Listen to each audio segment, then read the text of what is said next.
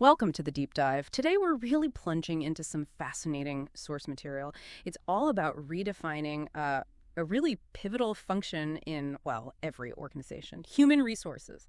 Our mission for you, the listener, is simple. Let's get past those old stereotypes. We want to uncover what modern HR is really about and maybe show you why it's much more strategic than you might think. You probably think of HR as, you know, mainly hiring. Well, maybe payroll, that sort of thing, right? But our sources, we've got this great conversation from the HR Lens podcast and also a recent Deloitte report looking at future workforce trends. They paint, a remarkably different picture.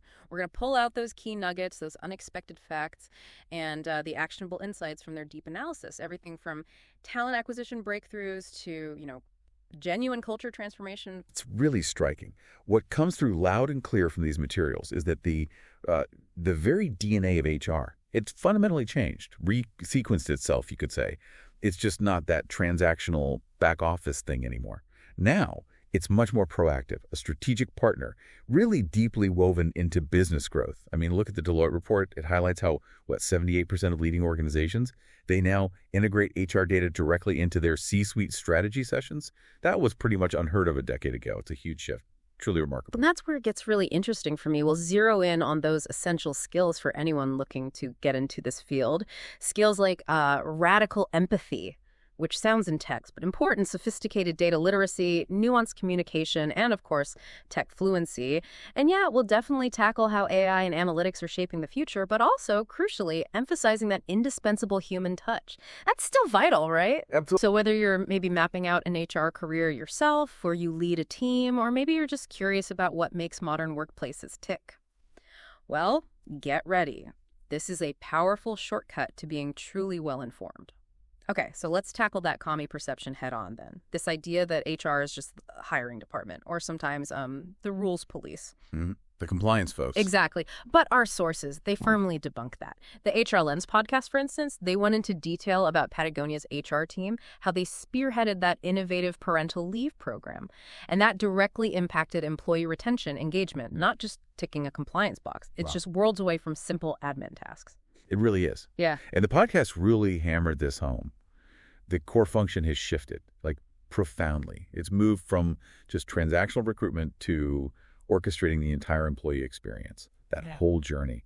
And that covers everything, from onboarding that actually helps people get productive faster to creating psychological safety, real safety. It's about designing a workplace where people genuinely want to be, where they want to contribute.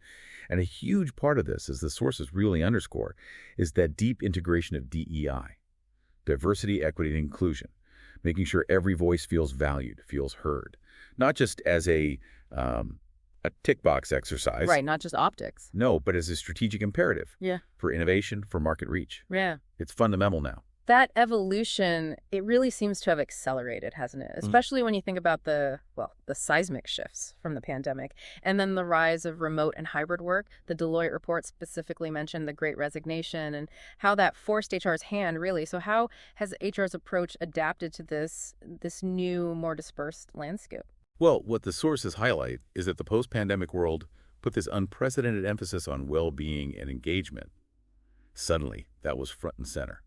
HR leaders are now grappling with really complex stuff, like how do you combat digital burnout? How do you make sure experiences are equitable for everyone, whether they're remote or in the office? How do you foster that sense of belonging when your teams are spread out? Yeah, those are big challenges. Huge.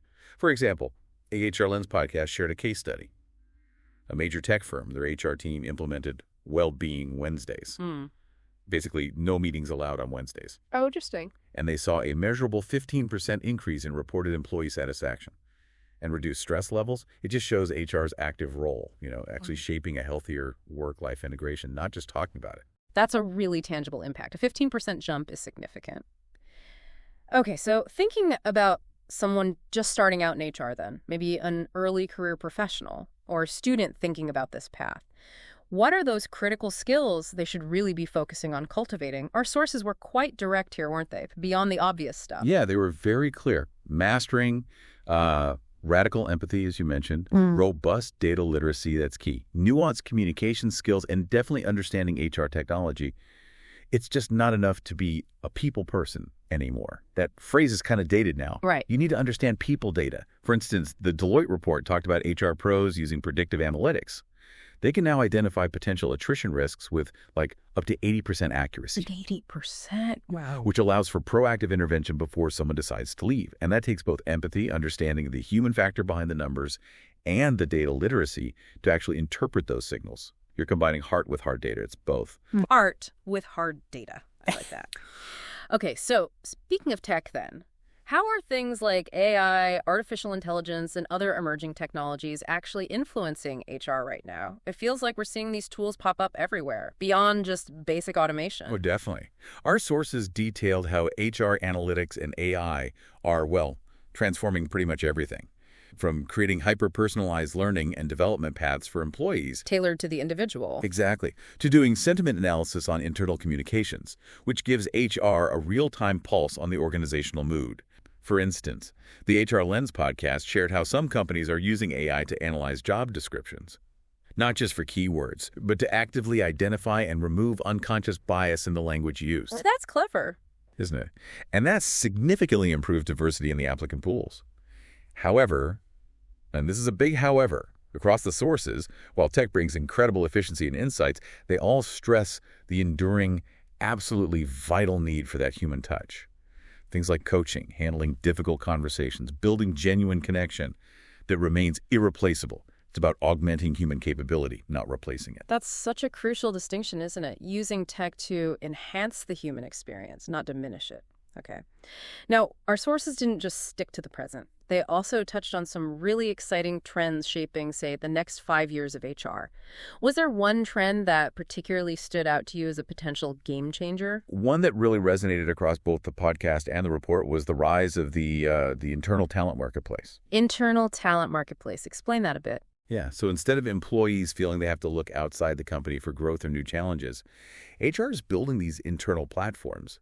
They essentially match current employees with internal projects, short-term gigs, or even full-time roles based on their skills, their interests, their aspirations. So moving people around inside the company more fluidly.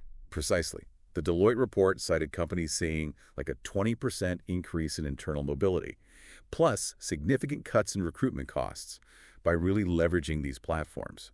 It signals a massive shift towards skills-based talent management rather than just focusing on job titles. That sounds like a really smart way to unlock potential that might otherwise be hidden or even walk out the door.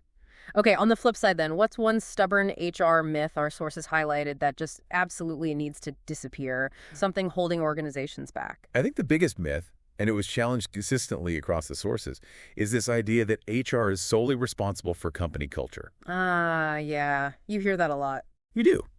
But while HR absolutely provides the frameworks, the guidance, the tools, the sources were really firm on this. Culture is owned by every single leader, and actually every single employee. The HR Lens podcast specifically mentioned companies where big culture initiatives failed. Why?